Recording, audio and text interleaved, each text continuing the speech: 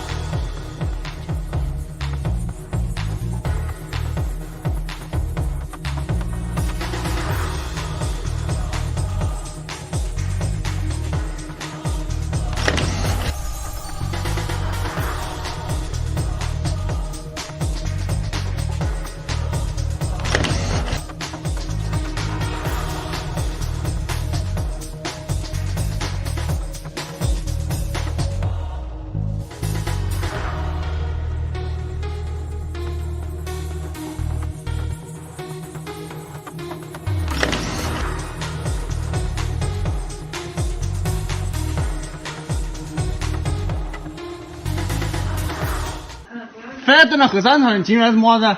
别个脚下发的通知要禁收禁收，我他妈给你们打招呼了，打几个枪的还不行？跟人说啊，屋里是个重症，别个医生都说是个重症，还拖的。如果按照正常我们社区的报的话，我们正常目前呢只是报一个，大概最快的话可以排到明天或者是后天，不要紧，一楼厢我都不怕。我跟你楼的是我派不过来，对嘛？别个区里面轻症都派到方舱里面去跳舞去了，我们那里的嘛重症轻症的还没搞清不？哎，你回到235好不好？235我也不乱看。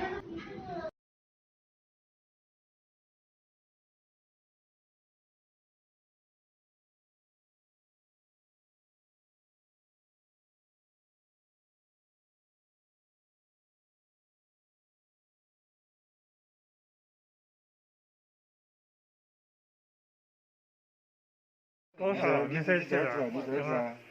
你现在正常时间，你现在是正常时间，你叫你不能乱传，你这不是我没传，但是我跟这人家这个，我来，他过生我来拿一下。过来过来。干嘛这么的？你活给我站好，站不得全了。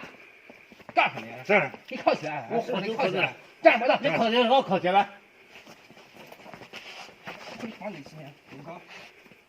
我干，我干嘛？站不得了，走不了，站好。我也搁这，站好。你别，我第一遍站不站？站好。第二遍站不站？站好。别跟我说话，兄弟。更牛了。经过了3年，我跟你说。好。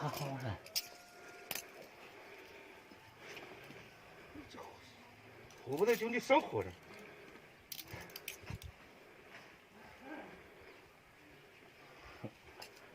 是。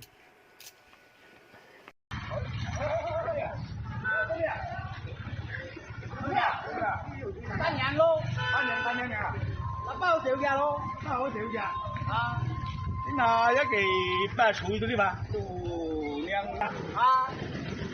哦，原來啲大麥廣嘛，這樣我這麼高進入我們搞這個，那處理能幫養狗啊，跟我這麼講熬家無能來處理，我多口早打下了很香，這啲路啊，不得，要不然自己個責任啊。他離開上去嘛，我隨便嗰啲。有咩食煙拿來處理3年有罪咩？3年冇罪，那是以前自己啊，這裡會好。兩規定嘅呀，兩規定係政府規定，風水規定。兩法定走，我沒有規定啊。路，人們他來了，我不要吧。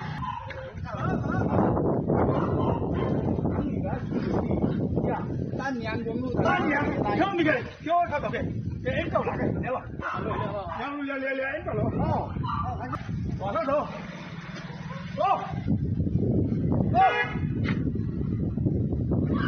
我比谁家没出去。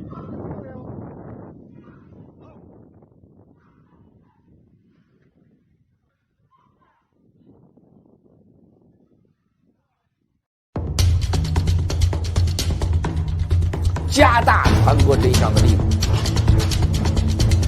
我们要拯救在水深火热的湖北的武汉的同胞们，我们要再把国内的所有有关疫情的真实声音发到国际上来，做好准备，没有共产党的新中国的以后什么样？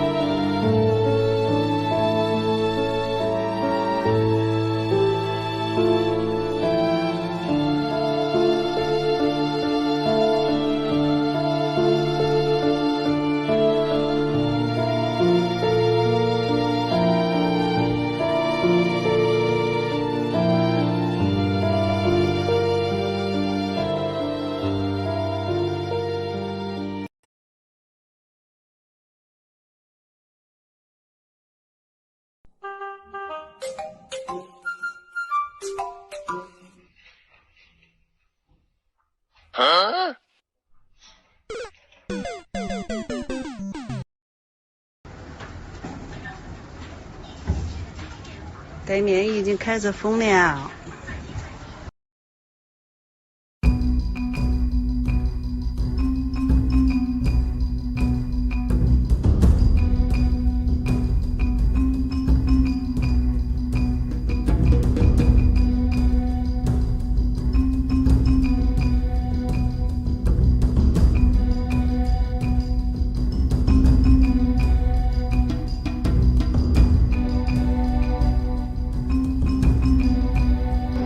都是昨天说的不加工，西山河站的全监农场的工人查去工人的走资，拿出4只的这2条。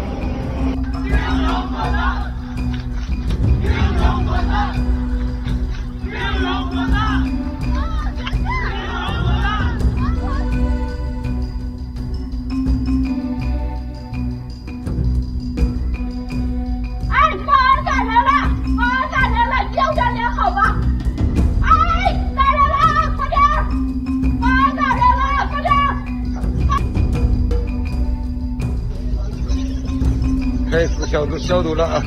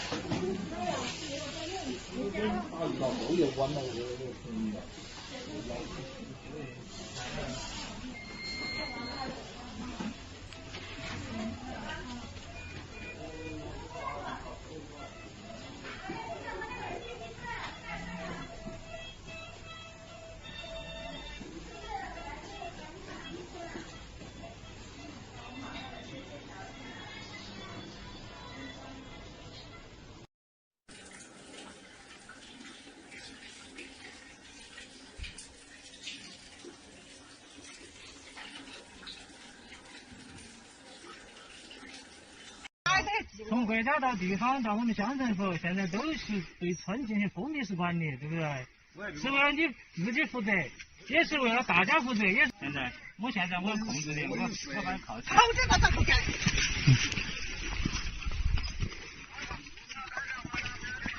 啊！完蛋了！你想过吗？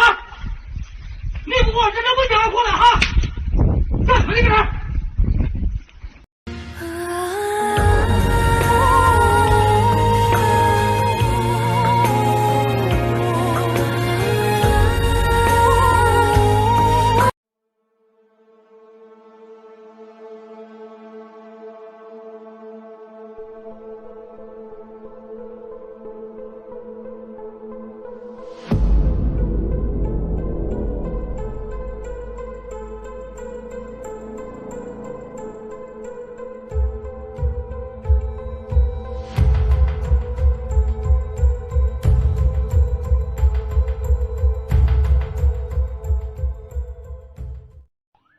人从监狱的专业犯人的啊。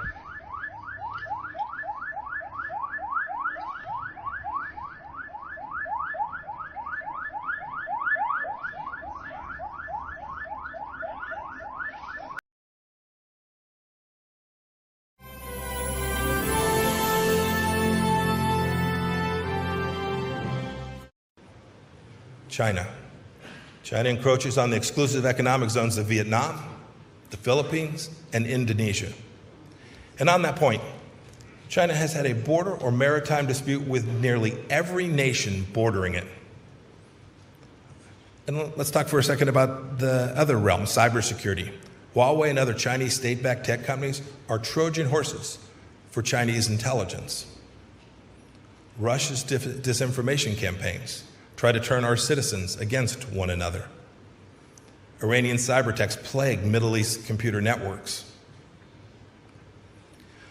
When Huawei executives show up at your door, they say you'll lose out if you don't buy in. Don't believe the hype. Look, I know it's not without cost to be courageous, to stand up for our sovereignty. I get it. But it's never been the case that this was free. Name me a moment in history when the weak and the meek have prevailed. I'm confident. I'm confident in you all. I'm confident in us together. I'm confident that the West will win. You know, just 15 days ago, I was in Kyiv, Ukraine. I visited a hospital where Ukrainian service members who had been injured in the conflict, who had been wounded in the fight against Russian-backed aggression, were being convalesced. There was a young, brave warrior there. We had a conversation.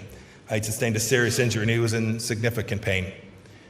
We spoke for a few moments, He, through the translator, told me that he was a captain. I reminded him that several decades ago, I too was a captain. And as we were getting ready to leave, he got up. He grabbed his crutches. He moved across the room, and he went to his wall locker, grabbed his uniform, pulled off his patch, and he handed me his unit logo. He told me to keep it. He wanted me to have it. That moment hit home for me. It reminded me that sovereignty is worth fighting for and that it's real, that we're all in this fight together. Let's keep at it. Let's keep winning. May God bless you all. And may God bless the free world and the United States of America. Thank you all for being with me this morning. In fact, under President Xi's rule, the Chinese Communist Party is heading even faster and further in the wrong direction. More internal repression, more predatory economic practices, more heavy-handedness, and most concerning for me, a more aggressive military posture. It is essential that we, as an international community, while we often doubt the transparency and forthrightness of Beijing, when it comes to their security aims, we should take the Chinese government at their word. They have said that by 2035, the PRC intends to complete its military modernization, and by 2049, it seeks to dominate Asia as the preeminent global military power. Furthermore, the global community should be deeply concerned about the party's use of artificial intelligence and other technologies to surveil the Chinese government. The government needs to change its policies and behaviors. If the PRC will not change its ways, then defending the system must be our collective priority. We can only do this by making greater investments in our common defense, by making the hard economic and commercial choices needed to prioritize our shared security. Back to one of our top stories right now. The coronavirus infecting more than 1,700 medical workers in China as researchers work to develop a treatment for the disease. I want to bring in our team today, Dr. Erwin Redlener, director of Columbia University's National Center for Disaster Preparedness. Welcome to you. And Gordon Chang, an expert on Asia and the author of The Coming Collapse of China. Gentlemen, great to have you both on this. You were saying during the commercial break how surprising it is based on how little we know. Why is that so shocking? Well, we don't even know the very basic things, Bill, that we normally do know. For example, what kind of mask should people be wearing? How should the medical workers protect themselves? What is the transmissibility? What's the behavior of the virus? Can you actually catch from somebody before that somebody gets their own symptoms? There's all this unknown. But doctor, with a new virus, isn't that common that it takes a certain period before we gain the knowledge we're looking for? Yeah, but I think in other examples, for example, the SARS epidemic years ago now, we seem to know more quickly than we are currently experiencing with this coronavirus. And I don't know that we know how to explain that, but it's a problem. Is that because of the Chinese government, Gordon? Yeah, what is that? Yeah, I think the answer to your question, Bill, is because the Chinese government, especially over the last couple of weeks, has been suppressing information with much more vigor. So, for instance, the U.S. CDC, they're not in China. The World Health Organization has a delegation in China, but they're cooling their heels. They're not at the seat of the spread. So, you know, clearly China is trying to prevent the world from knowing about what's going on. Let's come back to that point. What about these medical workers who were treating those who were sick? And they got sick themselves. Yeah, Bill, I think it was about 1,300, about that number. Yeah. Is that common? Maybe close to 1,700. Yeah, so these people that were dressed in the protective gear that need to be in. They were in gowns, they had gloves, they had masks on, yet they were still getting sick, which goes to show that we don't even know how somebody gets sick and how the virus is actually spread. Is it so small that it gets around the perimeters of the face mask?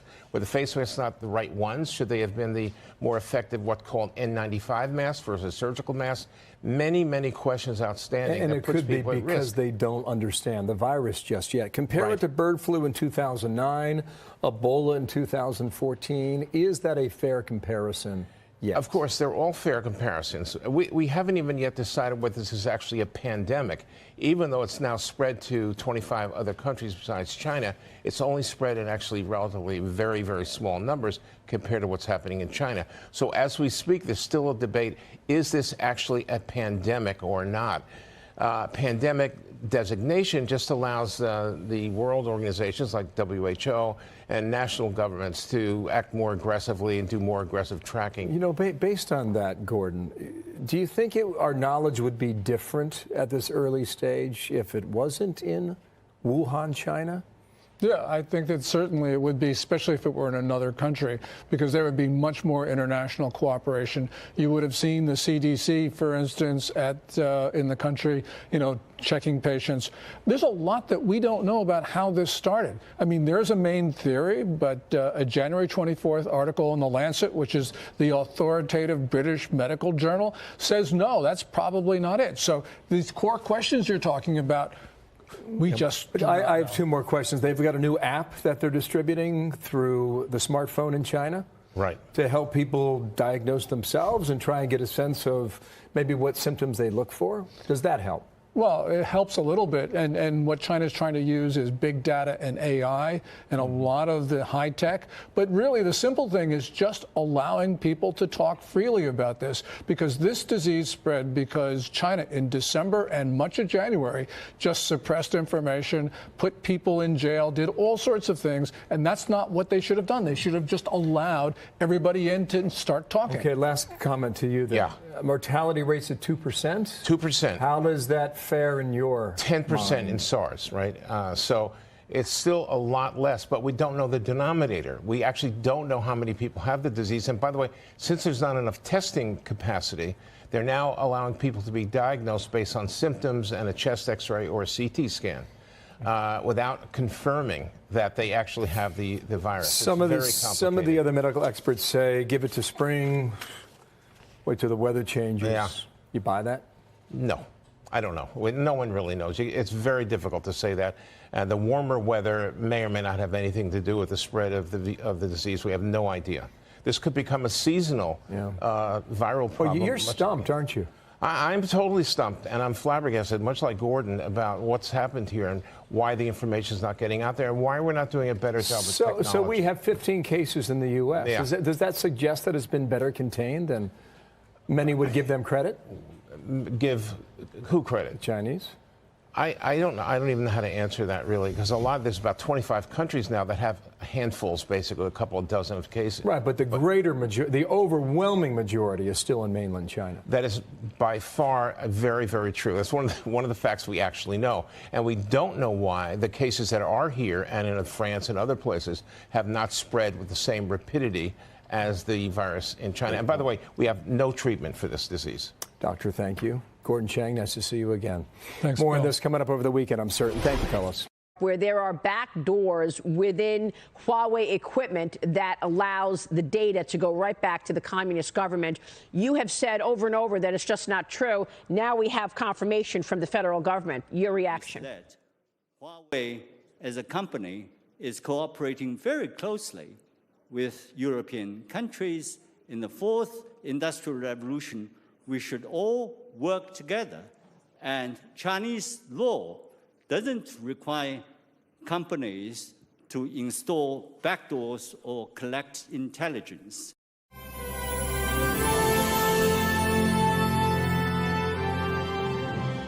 会見で中国政府の対応を一貫して評価している WHO 世界保健機関。そこには世界が注目する WHO と中国の意外な関係が。I'm not declaring a public health emergency of international concern today. This is, though, an emergency in China. But it has not yet become a global health emergency. 1月23日、急遽開かれた委員会で時期尚早だと緊急事態宣言を見送った WHO。29日の会見でも WHO は中国政府の対応を絶賛。しかしこの時すでに中国では死者132人、感染者がおよそ6000人に。翌30日には一旦は宣言を見送ってから1週間、ようやく緊急事態だと認めた。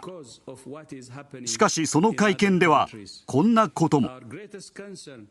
There is no reason for measures that unnecessarily interfere with international travel and trade.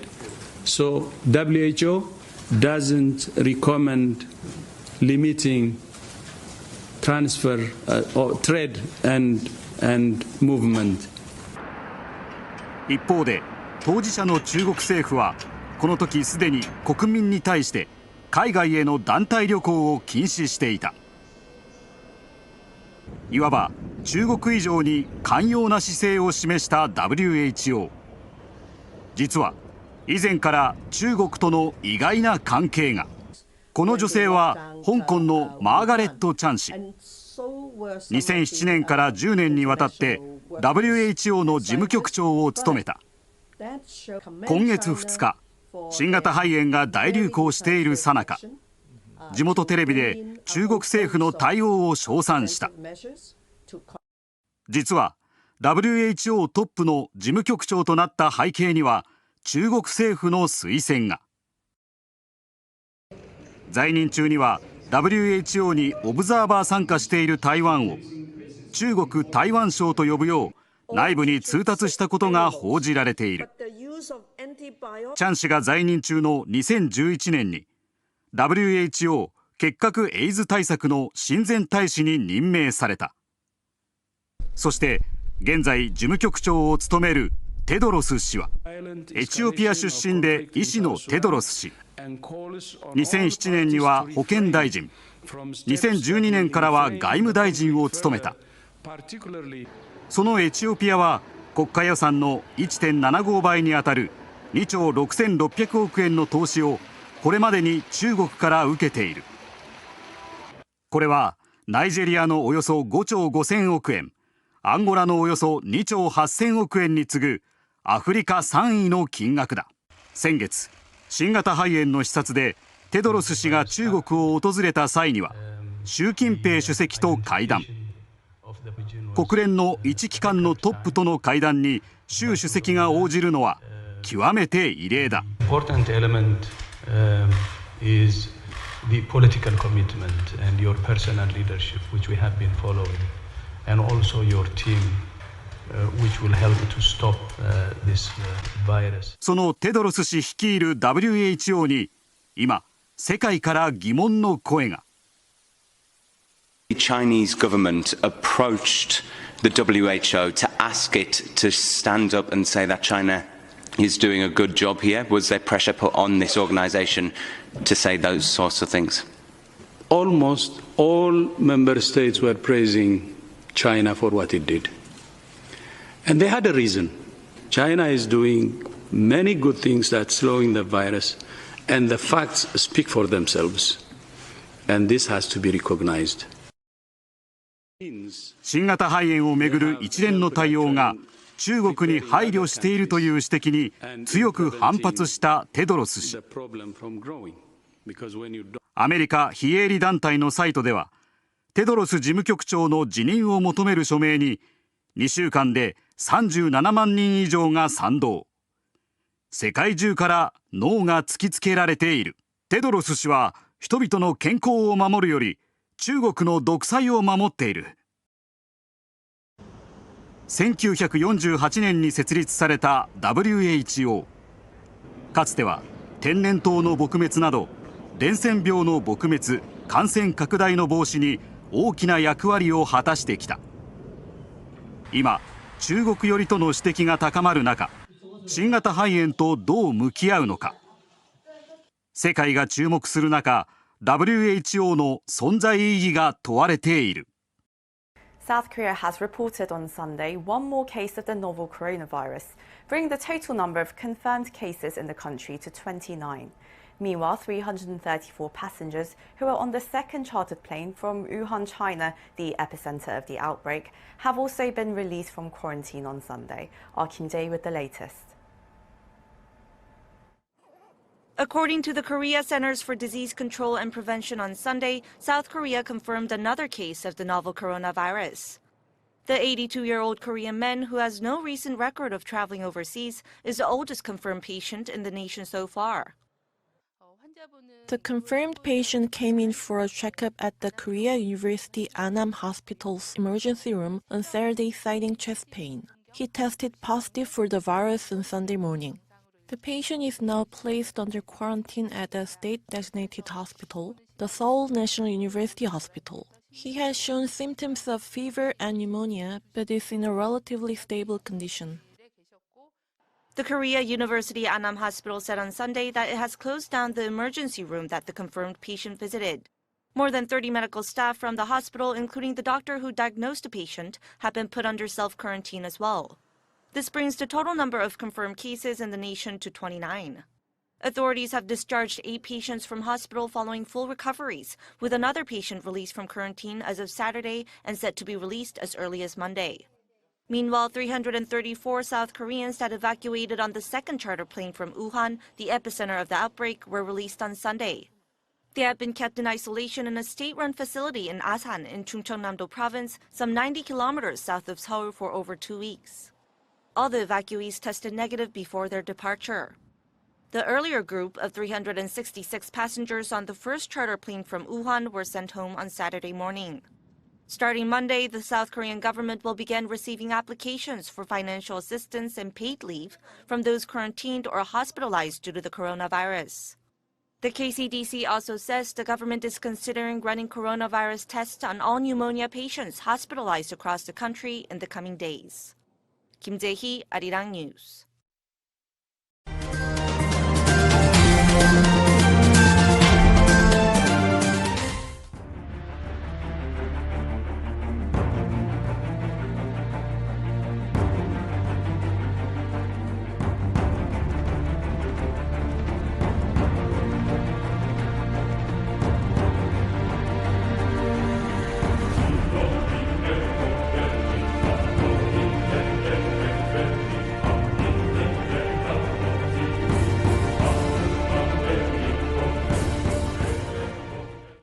我可以今天负责任的告诉大家，我再次负责任告诉大家，这个武汉病毒是从什么时候开始说的？我在1年前，我在我的直播中说过，共产党在临死前可能会制造大型的人道危机或者自然灾难，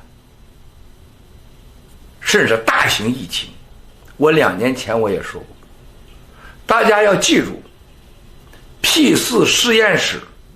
记住今天文贵说的话啊，所有的中共官员记住话，武汉实验室一进门的墙上写着一个最重要的标题：当你的脚踏进这个门的时候，你就走进了潘多拉的盒子。大家上网上去查，这个武汉实验室的设计师是谁，建筑师是谁，建筑商是谁。我问过大家，过去霹雳山、雷神山、火神山下面这个村子在拆迁时候是北京拆迁的，建这个房子是谁建的？当时为什么同样的是房倒屋塌死那么多人？在那个地方，为什么 P4 实验室的入门的碑上就叫霹雳碑？谁写的？谁提名的霹雳碑呀？霹雳碑的下面为什么写上当你踏进这个门的时候，你已经走进了潘多拉的盒子？当然下面说了，你要这样你要那样，否则的话这就将失控，会造成什么什么结果。千万不要忘了 P4 实验室的所有的警卫，所有的保护是谁干的？总参保卫部。有人报道过吗？为什么一个民间的富豪赞助的，全部都是国际上能通天的人物，赞助了一个共产党拿巨资60亿美元的建造一个神秘的工程师，叫外国人做顾问，然后中科院和军事工程学院来搞设计，而且完全是抄西方的。它的整个建筑的下面是整个是下去是一个小，就像一个上面是一个口，中间是一个直径，然后下面又是一个口，啊，是2个口中间一个直，啊，大家立过来就是一个工字儿，工字儿立过来，这就是个实验室。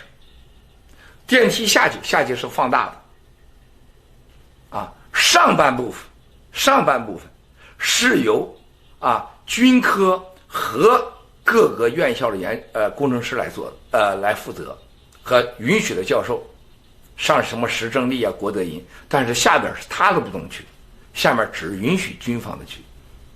军方的是多少？303研究所和106研究所。303和106就是共产党新设立的生化部队的编码。这个地方是完全是总参保卫部。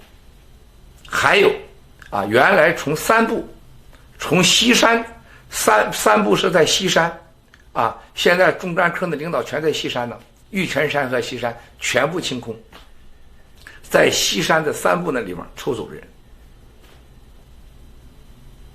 我请问问兄弟姐妹们，在这个时候，我们中国同胞战友们，你问我的时候，共产党他会往哪走？共产党的下步会干什么？首先你要知道事儿是怎么发生的。